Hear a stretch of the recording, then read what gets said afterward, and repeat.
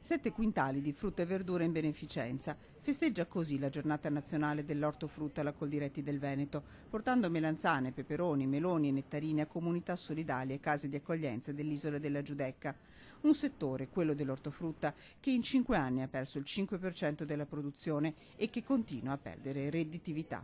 È un mercato bizzarro perché poi comunque il produttore finale trova sempre un prezzo molto alto, per cui una filiera lunghissima che non fa bene al produttore ma sicuramente non fa bene al consumatore.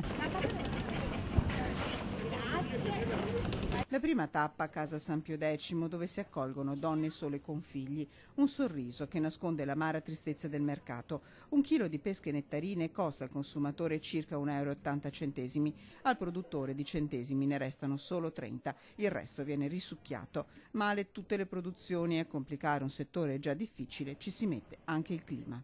Questa stagione, che si sta rivelando asciutta e molto calda, richiede continue irrigazioni sulle produzioni per salvare il raccolto, però poi nel momento in cui si va a vendere il prodotto a malapena si riescono a coprire i costi di produzione.